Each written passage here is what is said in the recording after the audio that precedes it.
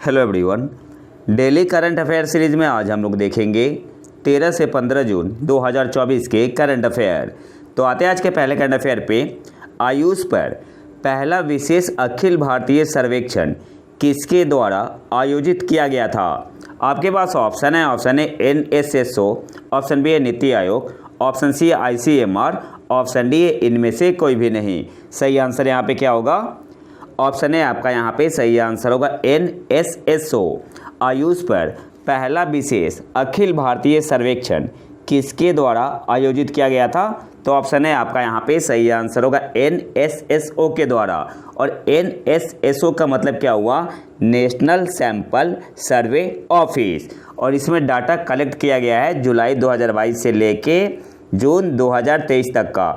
और इसमें main point क्या है, मुख्य निष्कर्ष जो है तो वो देख लेते हैं। लगभग 95% ग्रामीण और 96% शहरी उत्तरदाता आयुष के बारे में जानते हैं।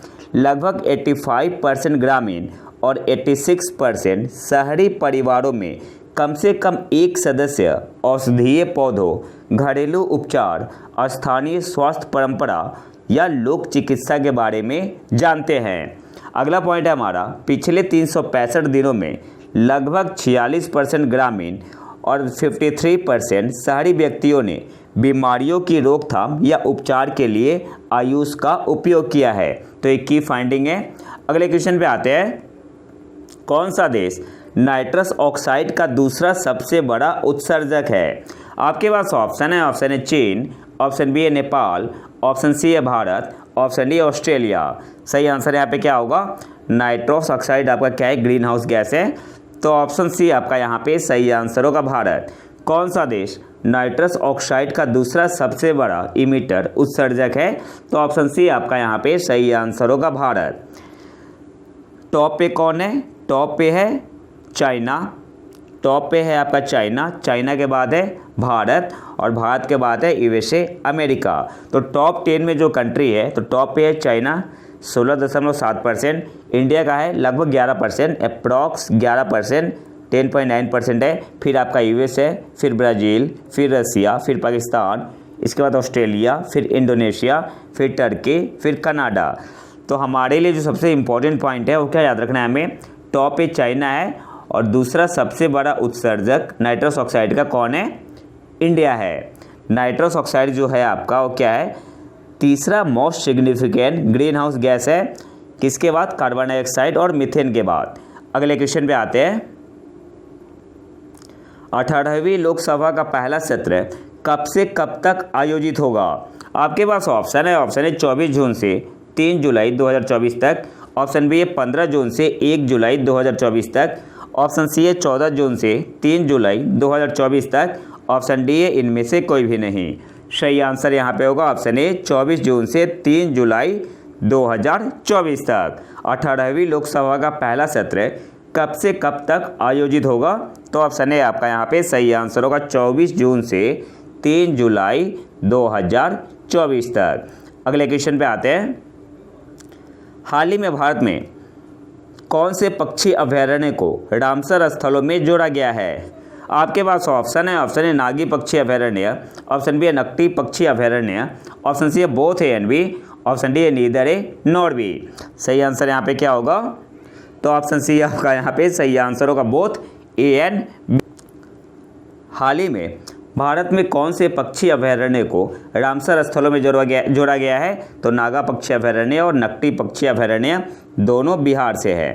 कहाँ से? बिहार से है। तो ऑप्शन सी आपका यहाँ पे सही आंसर होगा बोथ ए एंड बी। अब भारत में टोटल रामसर साइट की संख्या कितनी हो गई है? तो 80 पहले थी +2 82। और इसके साथ ही भारत के साथ कौन सा देश इक्वल नंबर पे है? तो सबसे टॉप पे है भारत के पास अब कितना हो गया? 82। चाइना के पास भी रामसर साइट कितना हो गया? 82। सबसे ज़्यादा UK के पास 175, इसके बाद है मैक्सिको 144। फिर तीसरे पोजीशन पे कौन है? भारत और चाइना दोनों तीसरे पोजीशन पे है, दोनों के पास है 82 रामसर साइट। और सबसे ज़्यादा रामसर साइट किस राज्य में है? भारत के किस राज्य में सबसे ज़्यादा रामसर साइट? सबसे ज़्यादा रामसर साइट भारत के किस राज्य में है? तमिलनाडु में कितना है, इसका आंसर आपको कमेंट बॉक्स में बताना है। अगले क्वेश्चन पे आते हैं। किस देश में इमारत में आग लगने से मारे गए 45 भारतीयों के 100 ले जाने वाला भारतीय वायुसेना का विमान कोच्चि में उतरने की उम्मीद है? तो यह हादसा कहाँ पे हुआ था? कुवैत में। ऑप्शन डी आपका यहाँ पे सही आंसर होगा। इसके अलावा एक और पॉइंट आपको याद रखना है, कौन से मंत्री गए थे वहाँ कुवैत में? तो उनका नाम याद रखना है, मिनिस्टर ऑफ स्टेट है कीर्तिवर्धन सिंह। ये नाम आपको याद रखना है, कुवैत गए थे। अगले क्वेश्चन पे आते हैं। कौन सा देश दिसंबर 2025 में FIH हॉकी पुरुष जूनियर विश्व कप की मेजबानी करेगा? आपके पास ऑप्शन है, ऑप्शन है चीन, ऑप्शन बी है भारत, ऑप्शन सी है जापान, ऑप्शन डी है भूटान। सही आंसर यहाँ पे क्या होगा? ऑप्शन बी आपका यहाँ पे सही आंसर होगा, भारत। कौन सा देश दिसंबर 2025 में FIH हॉकी पुरुष जूनियर विश्व कप की मेजबानी करेगा? तो ऑप्शन बी आपका यहाँ पे सही आंसर हो जाएगा, भारत। अगले क्वेश्चन पे आते हैं। G7 शिखर सम्मेलन कहाँ आयोजित किया जा रहा है? आपके पास ऑप्शन है, ऑप्शन है इटली, ऑप्शन बी है फ्रांस, ऑप्शन सी है USA, ऑप्शन डी है UK। तो मोदी जी भी गए हुए हैं वहाँ पे, तो ऑप्शन ए आपका यहाँ पे सही आंसर होगा, इटली। G7 शिखर सम्मेलन कहाँ आयोजित किया जा रहा है? तो इटली में। ऑप्शन है आपका यहाँ पे सही आंसर होगा। इटली में कहाँ? पुगलिया में। इटली में कहाँ? पुगलिया। इसके अलावा आपको एक और पॉइंट याद रखना है, जो पुगलिया सिटी है इटली में, that has acted as a bridge between east and west. तो ये पॉइंट भी आपको याद रखना है। और G7 के मेंबर कंट्री कौन है? कनाडा हो गया आपका, France, Germany, Italy, Japan, UK और US है। अगले क्वेश्चन पे आते हैं। अंतर्राष्ट्रीय खगोलीय संघ ने मंगल ग्रह पर एक क्रेटर का नाम किसके नाम पर रखा है? आपके पास ऑप्शन है, ऑप्शन है अभिजीत गोस्वामी, ऑप्शन बी है विक्रम साराभाई, ऑप्शन सी है प्रोफेसर देवेंद्र लाल, ऑप्शन डी है SN बोस। सही आंसर क्या होगा? ऑप्शन सी आपका यहाँ पे सही आंसर हो जाएगा, प्रोफेसर देवेंद्र लाल। अंतर्राष्ट्रीय खगोलीय संघ ने मंगल ग्रह पर एक क्रेटर का नाम किसके नाम पर रखा है? तो ऑप्शन सी आपका यहाँ पे सही आंसर होगा, प्रोफेसर देवेंद्र लाल।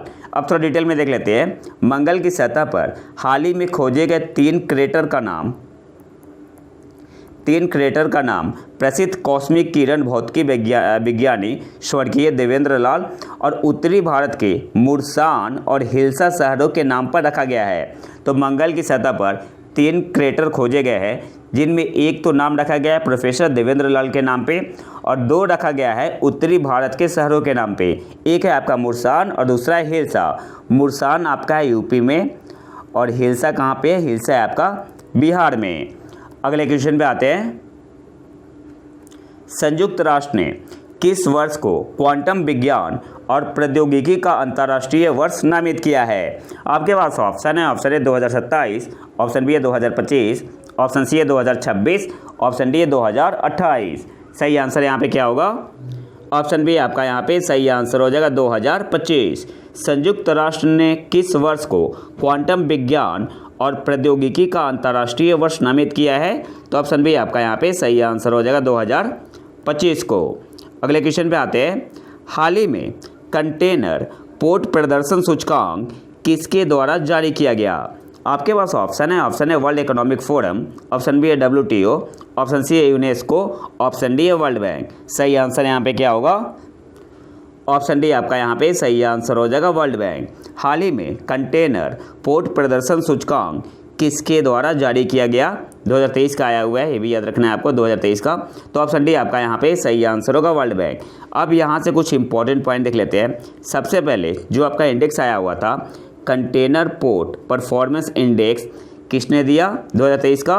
तो ये दिया है किसके द्वारा क्रिएट किया गया है? वर्ल्ड बैंक के द्वारा। और S&P ग्लोबल मार्केट इंटेलिजेंस के द्वारा।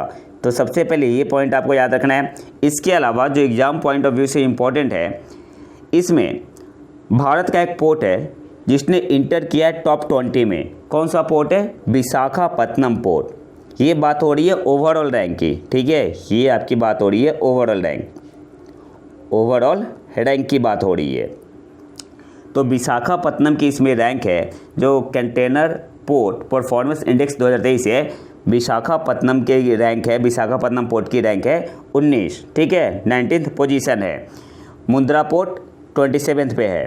तो ये 2 पॉइंट आपको याद रखना है। टॉप पे कौन है? तो चाइना का यांगसांग पोर्ट जो आपका है ये टॉप पे है, ये टॉप पे है। सेकंड पोजीशन पे कौन है? तो ओमान का पोर्ट है सालाह पोर्ट। ठीक है, तो ये इंपॉर्टेंट है, पूछता है कि सालाह पोर्ट किस देश में है? तो ओमान में है। टॉप पे कौन है? चाइना का यांगसांग पोर्ट जो कि चाइना में है, टॉप पे है।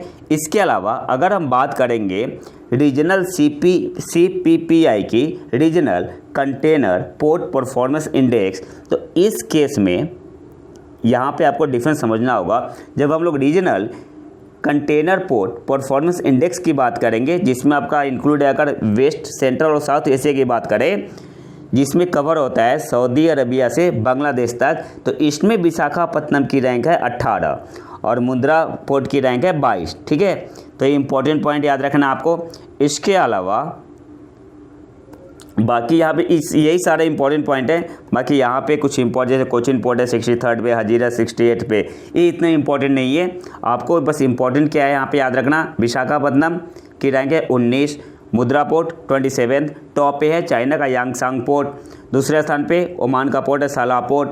और अगर जब हम लोग regional container port performance index की बात करेंगे, वेस्ट, सेंट्रल और साउथ एशिया में, जो कि कवर करता है सऊदी अरेबिया से बांग्लादेश तक, इसमें विशाखापत्तनम की रैंक है 18। तो ये डिफरेंस है। अगले क्वेश्चन पे आते हैं। नवनिर्वाचित लोकसभा में कितनी महिला सदस्य है? आपके पास ऑप्शन है 74, ऑप्शन बी है 78, ऑप्शन सी है 79, ऑप्शन डी है 81। सही आंसर यहाँ पे होगा ऑप्शन ए 74। और इससे पहले कितना था? 2019 में 78। तो मतलब कितने से डिक्रीज हुआ है? 4 से 4 कम हुआ है। अगले क्वेश्चन पे आते हैं।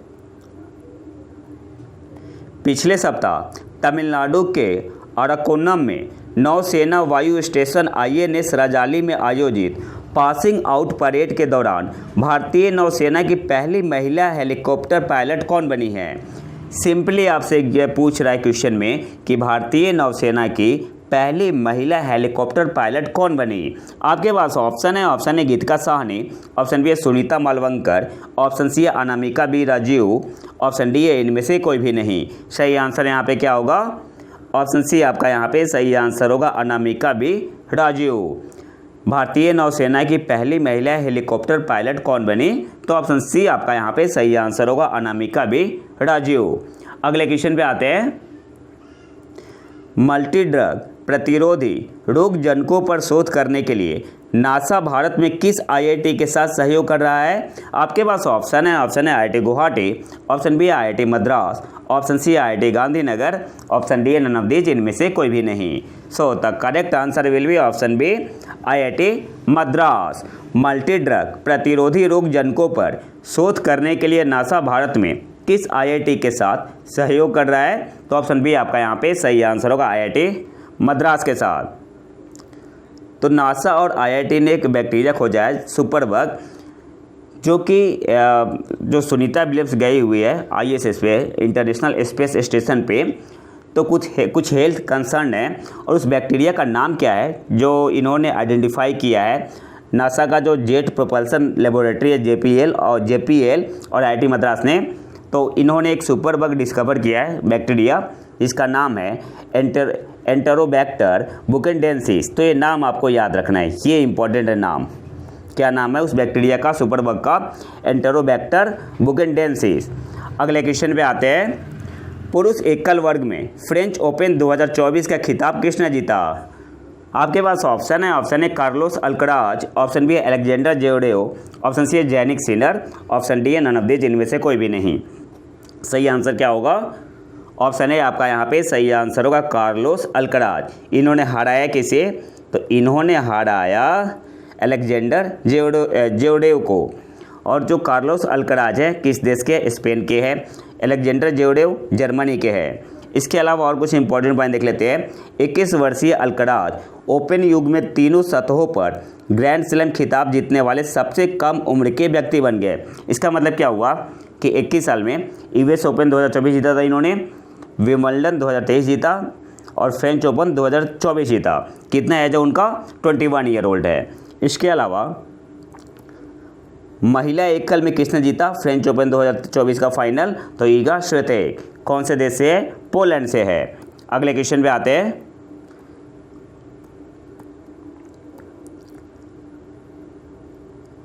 सुहेलवा वन्य जीव अभयारण्य हाल ही में खबरों में है, यह किस राज्य में है? आपके पास ऑप्शन है बिहार, ऑप्शन बी है उड़ीसा, ऑप्शन सी है मध्य प्रदेश, ऑप्शन डी है उत्तर प्रदेश। सही आंसर यहाँ पे क्या होगा?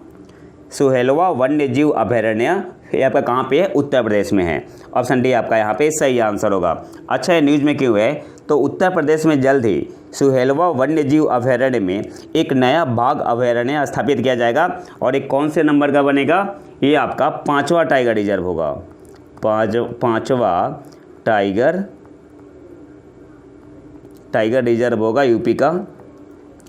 यह उत्तर प्रदेश के श्रावस्ती, बलरामपुर और गोंडा जिलों में स्थित है और इसे 1988 में वन्य जीव अभयारण्य घोषित किया गया था। तो ये क्वेश्चन आपका यूपी पीसीएस के लिए काफ़ी इंपॉर्टेंट है, पूछ सकता है। अगले क्वेश्चन पे आते हैं। ग्लोबल जेंडर गैप इंडेक्स 2024 में भारत की रैंक क्या है? आपके पास ऑप्शन है 120, ऑप्शन बी है 129, ऑप्शन सी है 121, ऑप्शन डी है 127। सही आंसर यहाँ पे होगा option B 129। Global gender gap index 2024 में भारत की रैंक क्या है? तो 129 और 2023 में कितनी थी? 127। तो 2 स्टेप गिर गया है भारत। और ग्लोबल जेंडर गैप इंडेक्स देता कौन है? तो वर्ल्ड इकोनॉमिक फोरम। तो ये भी आपको याद रखना है, वर्ल्ड इकोनॉमिक फोरम देती है। अब यहाँ से कुछ इंपॉर्टेंट पॉइंट देख लेते हैं। इंडिया की रैंक कितनी है? 129। कितने से स्लिप हुआ है?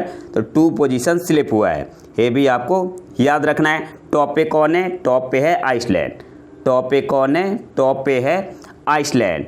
इसके अलावा अगर हम लोग साउथ एशिया की बात करेंगे, साउथर्न एशिया की बात करेंगे, अच्छा इसे डिटेल में देखेंगे। तो सबसे पहले तो हम लोग यहाँ पे देख लेते हैं कि इंडिया की रैंक है 129, 2 रैंक स्लिप हुआ है। 2023 में 127 था और 2024 में 129 है। सूडान आखिरी पे है, 146 देशों में सूडान सबसे लास्ट पे है। पाकिस्तान है 145 पे। अब अगर बात करें हम लोग साउथर्न एशिया की बात करें तो बांग्लादेश टॉप पे है, तो मतलब पहला रैंक है। ओवरऑल नहीं, इस रीजन की बात हो रही है, ठीक है, साउथर्न एशिया की बात हो रही है। तो इस रीजन में बांग्लादेश 1 पे है और ग्लोबल लेवल पे रैंक क्या है बांग्लादेश की? 99 है। नेपाल फिर सेकंड पे है लेकिन ग्लोबल पे 117 है। श्रीलंका तीसरे पे है साउथर्न एशिया में और ओवरऑल 122 रैंक है श्रीलंका की। भूटान चौथे पे है और ग्लोबल 124 रैंक है। इंडिया अगर एग्जाम में पूछते हैं कि साउथर्न एशिया में भारत की रैंक क्या है तो 5 है और ओवरऑल ग्लोबल लेवल पे 129 है। अच्छा, इंडिया का स्कोर भी आपको याद रखना है 0.641, ये भी याद रखना है, इंपॉर्टेंट है 0.641। मालदीव है 6ठे पोजीशन पे, ओवरऑल रैंक 132 है। पाकिस्तान है 7वें पोजीशन पे, ओवरऑल 145। नेक्स्ट पॉइंट पे आते हैं। 140 करोड़ से अधिक की आबादी के साथ भारत ने 2024 में अपने लिंग अंतर का 64.1% कम कर लिया है और पिछले साल 127वें स्थान से 2 स्थानों की गिरावट आई है। ये मैं बता चुका हूँ, जो मुख्य रूप से शैक्षणिक प्राप्ति, एजुकेशनल अटेनमेंट और राजनीतिक सशक्तिकरण मापदंडों में छोटी गिरावट के कारण हुआ, जबकि आर्थिक भागीदारी और अवसर स्कोर में थोड़ा सुधार हुआ। तो यहाँ पे आपको याद क्या रखना है, यूपीएससी स्टेट पीसीएस के लिए किस में गिरावट हुआ है? तो शैक्षणिक प्राप्ति और राजनीतिक सशक्तिकरण में। और किस में थोड़ा सुधार हुआ है? तो सुधार हुआ है आर्थिक भागीदारी और अवसर स्कोर में थोड़ा सुधार हुआ है। तो ये पॉइंट आपको याद रखना है। टॉप पे है आइसलैंड और आइसलैंड के बाद है फिनलैंड के बाद है नॉर्वे, फिर न्यूजीलैंड, फिर स्वीडन है। तो टॉप 5 में कौन है? आइसलैंड है, फिनलैंड है, नॉर्वे है, न्यूजीलैंड है और स्वीडन है। यूके की रैंक है 14 और यूएसए की रैंक है 43 और सूडान आखिरी पे है। अगले क्वेश्चन पे आते हैं। भारतीय सेना के अगले प्रमुख के रूप में किसे नामित किया गया है? तो उपेंद्र द्विवेदी, ऑप्शन सी आपका यहाँ पे सही आंसर होगा। अगले क्वेश्चन पे आते हैं। सोलोस क्लाउस चिलीमा, जिनका हाल ही में एक विमान दुर्घटना में निधन हो गया, किस देश के उपराष्ट्रपति थे? आपके पास ऑप्शन है मलावी, ऑप्शन बी है रवांडा, ऑप्शन सी है इंडोनेशिया, ऑप्शन डी है केन्या। सही आंसर यहाँ पे क्या होगा? ऑप्शन ए आपका यहाँ पे सही आंसर होगा मलावी। सोलोस क्लाउस चिलीमा, जिनका हाल ही में एक विमान दुर्घटना में निधन हो गया, किस देश के उपराष्ट्रपति थे? तो मलावी के। ऑप्शन है आपका यहाँ पे सही आंसर होगा। अगले क्वेश्चन पे आते हैं। हाल ही में जापान भारत समुद्री अभ्यास 2024 जिमेक्स 24 कहाँ शुरू किया गया? आपके पास ऑप्शन है। Option A Meghalaya, option B है राजस्थान, ऑप्शन सी है योकोसुका, ऑप्शन डी है इनमें से कोई भी नहीं। सही आंसर क्या होगा? ऑप्शन सी आपका यहाँ पे सही आंसर होगा योकोसुका। कहाँ पे है आपका? जापान में है। हाल ही में जापान भारत समुद्री अभ्यास 2024 कहाँ शुरू किया गया? तो जापान में कहाँ? योकोसुका में। और भारत की तरफ से गया था स्वदेशी स्टील्थ फ्रिगेट INS शिवाली। तो ये भी आपको याद रखना है। और ये कौन सा एडिशन था? 8वां एडिशन था। ये भी इंपॉर्टेंट है। कौन सा एडिशन था? 8वां आपका एडिशन था, 8वां। और आज के आखिरी करंट अफेयर पे आते हैं। हाल ही में किस देश ने अपनी नई डीप स्टैंड ऑफ लंबी दूरी की हवा से लॉन्च की जाने वाली बैलिस्टिक मिसाइल एयर लोरा का अनावरण किया है? तो ऑप्शन बी आपका यहाँ पे सही आंसर होगा इजराइल। हाल ही में किस देश ने अपनी नई डीप स्टैंड ऑफ लंबी दूरी की हवा से लॉन्च की जाने वाली बैलिस्टिक मिसाइल एयर लोरा का अनावरण किया है? तो इजराइल ने। ऑप्शन बी आपका यहाँ पे सही आंसर होगा। तो ये तो था हमारा आज का लेक्चर। अगर आपको इसका PDF चाहिए तो आप हमारे टेलीग्राम चैनल प्रतीक IQ करंट अफेयर को ज्वाइन कर सकते हैं। यहाँ पे आपको PDF मिल जाएगा मई 2023 से लेके मई 2024 तक का। और आप यहाँ पे क्विज भी लगा सकते हैं। अगर वीडियो पसंद आए तो लाइक करें और चैनल को सब्सक्राइब जरूर कर ले। मिलते हैं नए वीडियो में नए टॉपिक के साथ। तब तक के लिए नमस्कार, जय हिंद।